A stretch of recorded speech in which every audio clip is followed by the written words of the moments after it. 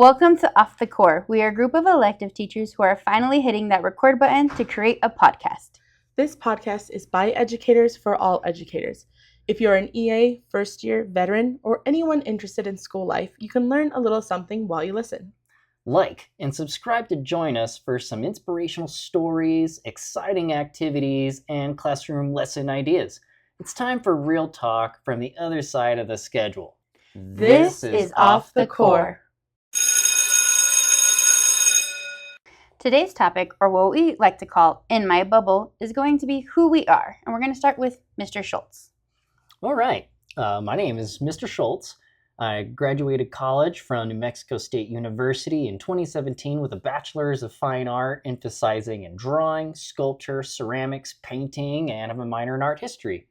Following that, I delivered mail for 4 years in Carbondale, Colorado. I had a couple preschools on my route and began my teaching career there, where I was teaching preschoolers about reptiles, huge into exotic animals. That kickstarted my teaching career. In Alamogordo, I taught 5th grade science for a couple years, and just this last year, 2024, got my first middle school teaching gig, teaching forensic science now, unified gardening. Currently have my level 1 teaching license, having received that from the Alternative Teacher Licensure Program. I'm almost about to obtain my level 2, so wrapping up the micro-credential program. Then you'll probably take a little break, do national boards. And on the side, I also do zoo programs, birthday parties, private events. I have my own YouTube channel called Prehistoric Companions, where I teach people about reptiles and how to take good care of them.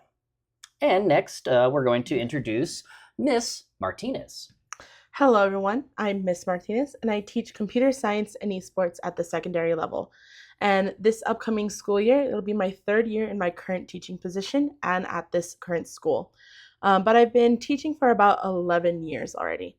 I'm a level 2 teacher with a CTE license, which just means I have a career technical education's license.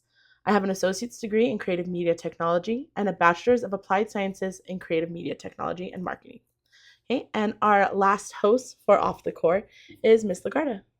Hi, I'm Miss Lagarda. You can call me Miss. I teach media, yearbook, and the gifted and talented.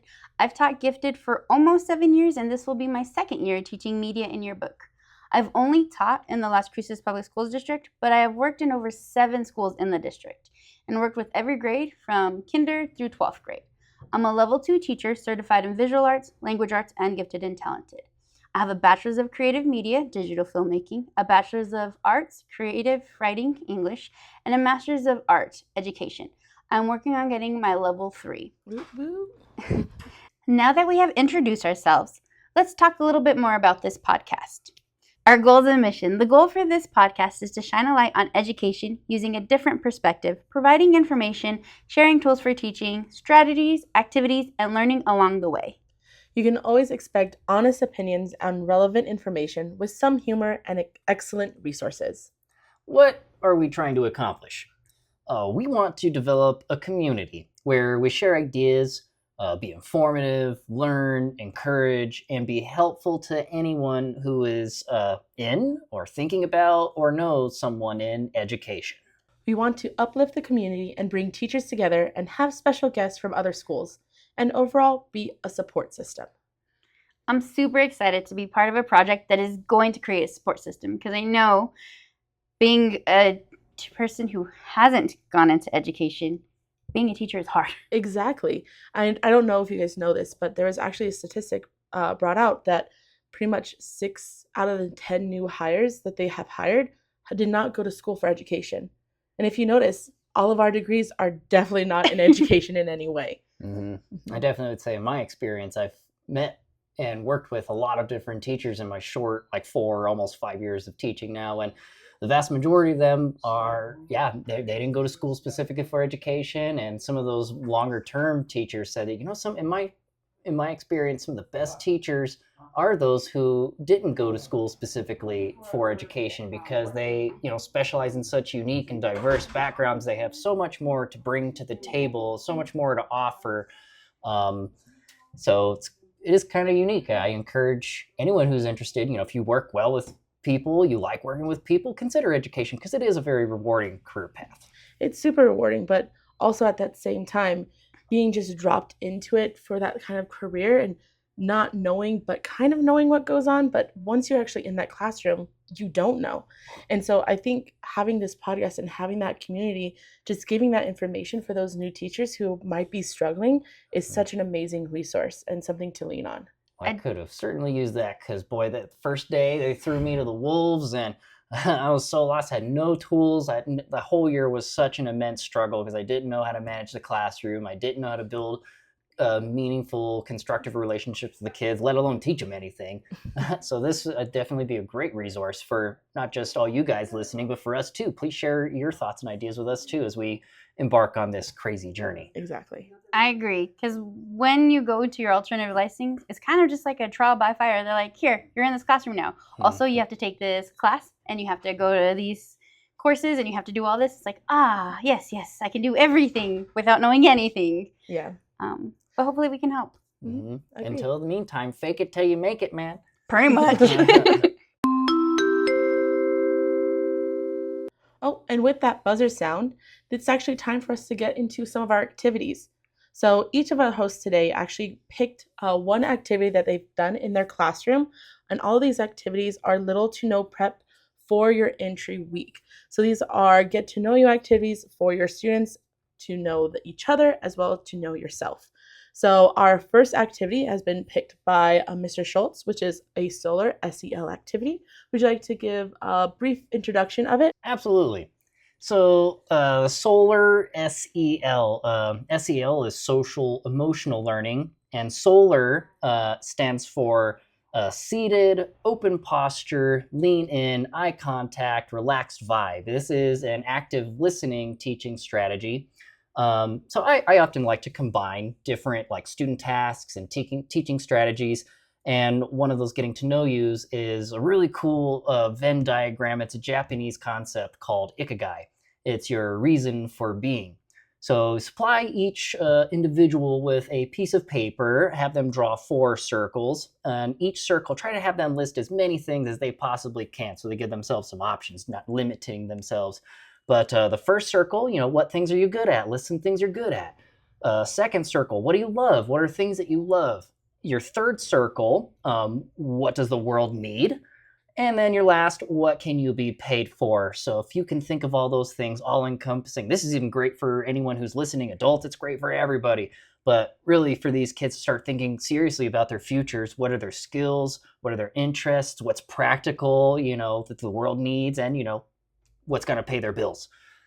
So they look at those things, they jot down some ideas, and in small groups, there's different group making strategies. I like using small puzzle pieces. I'll print out a really cool, colorful picture and cut 4 puzzle pieces, and then each individual will take a puzzle piece, and then they have to go and try and match their puzzle pieces, and they get in small groups that way.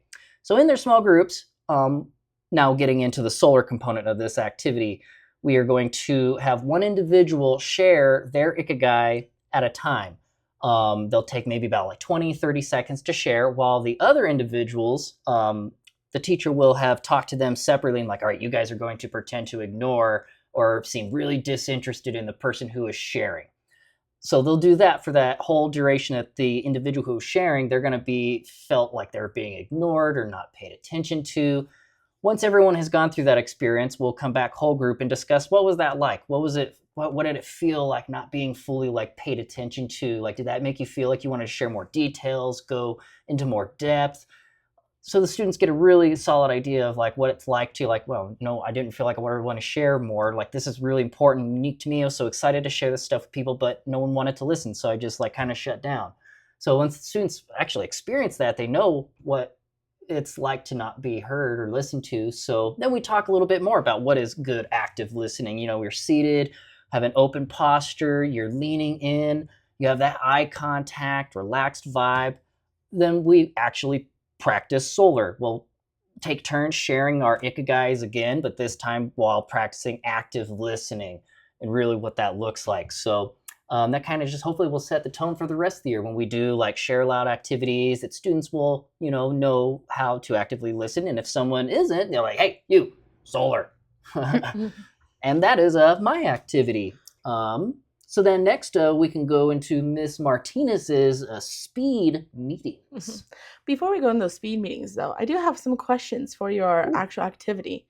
So I really like how you incorporated the SEL into your project. For the teachers listening today, it looks like you only need 4 materials: is a piece of paper and maybe a writing utensil, and having maybe colored markers or crayons for students to draw pictures on it.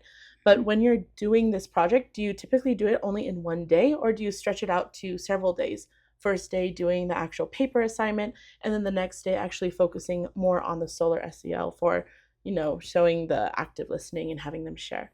What do you tend to do? Yeah, so I mean, this is definitely something. It doesn't take a whole lot of time. There's so many like fun and engaging, getting to know you activities, and at the end of the day, everyone's different. Everyone has different time frames they have to spend with these kids, and time is precious in trying to get education crammed in there. This is an activity that essentially can be done in one day. It doesn't need to take like 2 days, 3 days. Typically I'll give the kids like 5 minutes to do their ikigais, spend some time, think alone with their thoughts, processing ideas, really thinking about what they want to share. Then, once it gets to the group forming, usually to form the groups would take like 2-3 minutes for the kids to go around, find their groups. And then from there, the whole solar activity could probably take about 10-15 minutes. So in total, this whole activity probably takes about 20-25-30 minutes, give or take. Okay. That's cool. I did have a question about the Ikigai, because you said that one of the circles was, what are you good at? What do you do when students are like, I'm not good at anything? Because I know that happens a lot in my classroom. I was like, you got to be good at something. Mm-hmm. I like to give them examples of something silly that I'm good at. I was like, I'm good at reading, or like, I'm good at sleeping. Mm-hmm. I'm good at eating hot Cheetos. See, that's perfect. So like, that's essentially like, you just start throwing ideas, because I don't know, I'm not sure what it is. Like these kids get overwhelmed with like so many things that they could share, that we just need to encourage them. Just start, doing a brain dump, put pencil on paper and just start writing. Once you start getting that ball rolling, then you start really generating ideas and really start thinking like, man, I actually am pretty good at a lot of things. But just throwing some of those little ideas, I'm like, oh man, I'm good at sleeping. I'm good at talking back to people. Just kidding. Sometimes I would see students doing that. Oh, yeah. I'm like, I'm good at staying up late. yeah, you're real good at that. You're good at sleeping in class too. Yep. Uh-huh. Exactly. So you and that's also a really good way of building rapport, making fun class fun, building a good relationship between you and the students, making it more, I don't know, like you connect with them, you understand them. Mm-hmm. So yeah, just give them this little small ideas of what you're good at. I think that just helps get thoughts generating. I think it's a good idea. I also like giving them ideas that most people see as negative. Like, I'm really good at zoning out. Mm. Oh, that is a really good strategy. Yeah. Mm. Yeah, because I don't want them to think that everything they do, like sleeping in class or zoning out or talking a lot, is a bad thing. It's like, we can use it to be a good thing, but you are good at that. So just write it down. We can figure out how to make it work for us in this classroom. Exactly. Mhm. And that gives opportunity to reflect. I think that's such a huge thing in education, is to reflect. So yeah, if you're good at zoning out, I'm like, why am I good at zoning out? How can I, not Mhm. zone out so much? Or like, you have to be aware of it, but like, how can I use zoning out to help me? Yeah. Because sometimes zoning out doesn't mean you're not listening intently anymore. This It's might just like, mean you're hyper focused on a certain thing. yeah. Mhm. And it's like, well, I hyper-focused on this. Like, let me do something productive with it. And I also like to point out my flaws so that kids are like, not always worried about like, miss, I'm horrible. It's like, y'all, I did that too. I'm like, I don't know how to spell for nothing. But we're in this together. I didn't die. You didn't die. We're all okay. Mm-hmm. That's what I Kids like to need that reassurance. Yeah. So yeah, those are excellent questions, you guys. Like, this is a whole part of this podcast, is learning and growing, talking about ideas. I've learned a couple things just now, so I think this is a good segue to our next activity. Let's give it away to Miss Martinez. She's going to talk about some speed meetings. Yes, speed meetings. So you've all heard of speed dating, Mm. but now we are doing Uh-huh. speed meetings. So as you all know, as an elective teacher, our classes could have a lot of students. I don't know about you, but I've had up to 30 to 32 2 students in one class. Mhm. So doing some of the basic get to know me activities can take quite a long time. So I've used speed meetings to have a lot of the classmates learn and introduce themselves to their fellow classmates in a quick amount of time.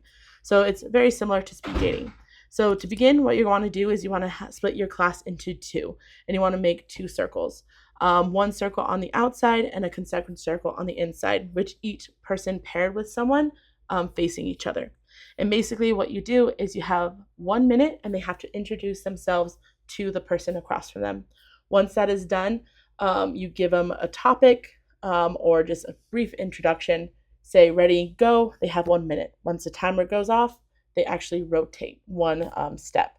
So you can either have the inside circle go clockwise or counterclockwise, or the outside circle. But typically you only want to have that one circle moving at a time. This requires no prep at all. Basically, you just say, we're going to do this, have the students stand up, and you're good to go. Cool. I like it. I also like the idea, because will they be introducing themselves each time to each new person? Yes. So they introduce themselves to everyone. The only downside on this this activity is if you're in one circle, you're not being introduced to the people on the other side of the circle. So typically I do this one at the start, and then I'll do another one where they can introduce themselves to the people in their current circle. So I'll do a group meeting one where they're rotating, but then I'll do another activity which each circle is separated and they're doing something else, learning about that group that they're with. So it's technically 2 parts. But depending on how much time you have and how many students you have, this one is just a quick way to get them introduced. That's a good idea. Now, do you provide them with like specific criteria, like give them points to bring up, like, what's your name? What's your favorite ice cream flavor? What's your social security number? What's your Typically, yes. So typically for the introductions, I tell them, like, tell us your name, what grade you're in, because I do teach multiple grades in one class. What are some of their favorite things? What are their hobbies? But the main topics that I try to focus on is technology. So maybe ask them, do they play video games? What's their current score on Smash Bros or something like that, so that they can, find connections within the class. But I try to stay connected with technology in all the things that I have. Then you also did say that they, as they're doing their rotations, that they are explaining to others about someone they were interviewing. They're not necessarily sharing about themselves, but they're learning about others and sharing what they know about others. I like that concept. Yeah. I like the idea of adding a question that pertains to your curriculum, because then it's easily adaptable to everything, and it is a great segue or introductory activity to move on to the next activity that you want to introduce. I also like them having to introduce themselves over and over and over again, because then they get that practice and they're like, oh man, I shouldn't have said that. Or Repetition. like, oh, I could do this better. I'm like, no, it gives them time to think and then figure it out. And so at the end, maybe they have something that can be like, this is my final, this is who I am. And honestly, I've used this at the beginning of the year with 6th graders who are just introducing themselves to everyone. But I've also used this with my 8th graders in my esports class when they're developing an elevator pitch. So they have to have a 2-minute quick little intro to introduce themselves and who they are, what they are good at, and stuff like that, under 2 minutes. And I use that and the same as a repetition to everyone, so everyone can get really good at introducing themselves. Because I hate to say it, these kids don't really know how to talk to each other. Nope. For reals. They do via text. And even that. I was like, I think it's more of a sending memes and TikToks. Oh, yeah. That's what I do sometimes. Isn't Like, that I haven't talked to you funny? in years. Here's a TikTok. Here's an emoji. It's Pretty like much. so simplistic our language is becoming. Well, and because we're being so specific in our meetings and stuff, there's sometimes it's good to break rules, right? Which actually leads us into our next activity, which I absolutely love and adore this. I'm probably going to be stealing this for my classroom this year, just so you know. But it is called Hear Me Out, and please tell us more about this amazing activity. So Hear Me Out is something I kind of just like made up with some TikTok influences. I'm glad that you want to steal it. I hope everyone can steal it. But for Hear Me Out for the school, I think it is a great way to introduce the school rules or your classroom rules while getting to know your students and seeing how they prefer to be treated or like to treat others. To begin, I do suggest making a slide with 5 of your non-negotiable rules, and then you can segue to your own Hear Me Out about the rules. For example, because some school districts are like no cell phones at all, I would be like, hear me out. What if we can use cell phones sometimes? And then you would then explain why you would need it. So like sometimes our computers break down, or sometimes we need to take a picture and our cameras don't work, so we'd have to use our cell phones. So that would be a good hear me out. And then you can present it to your students and they can be like, yeah, I agree with you, or no, I don't agree with you, or I do agree with you, but I could like to change it this way. So it's kind of like a debate too. So you do an example of the hear me out, and then I would suggest showing them a clean TikTok of a hear me out so they can see what it is and see, yeah, it's not that serious. It can just be random stuff. And then you tell them to come up with 3 to 5 of their own hear me outs that they're going to present to class, and then some reasonings of why they think it's a great hear me out. I do suggest 3 to 5 just so that they don't repeat everyone's hear me out. And so everyone's hear me out is not going to be like, I think I should eat in class. Oh yeah, I think I should eat in class. But like, well, why should you eat in class? What are some rules we can attach to eating in class? And then you kind of create your own classroom culture that the kids can agree on because they helped you make it in a fun, exciting way. Because I think kids like to say, hear me out, and then give some random stuff. And sometimes they, even if they're like, hear me out, let me scream. I was like, okay, preferably no. But why? But why would you want to scream? Or like, how can we scream productively in certain times? Mm-hmm. So that's my activity. I love it. I do think that because, I mean, obviously we know our kids as well, is that there are going to be a lot of them saying like, hear me out, we should eat in class. To combat that kind of multiple answers, what if you do and incorporate a gallery walk? So maybe you start and have students walk around the room, and maybe you have your examples of hear me out. Maybe they can go and try to match some of theirs that they've had with the same or similar or like posters that the other students have had. So maybe someone says, hear me out, we should eat in class. Or someone says, hear me out, we should always eat hot Cheetos or Takis in class. Those would be something that would be similar in the same category. So maybe that could be something that you can incorporate if you need extra time, or if you want to extend the project for some reason.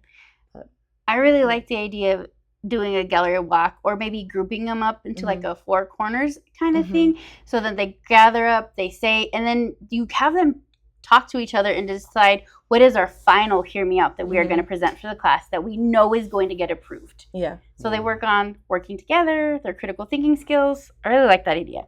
And it could take a while, but sometimes you just need to take time to get to know your kids.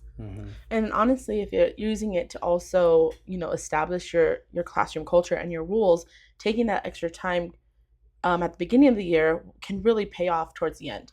Because if everyone is in understanding and is solid with what you come up with at the beginning of the year, and like I said, everyone's in agreement, 6 months down the road, you were like, hey, dude, we said we can eat in class if this, and this.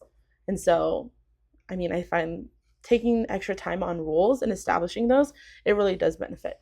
Being consistent, having a classroom, what do you call that? Classroom contract that everyone constructed, built together, and have that posted where everyone can see it. That way, hey, Johnny, I'm calling you out here. Look at we agreed that, there's no eating in the class business.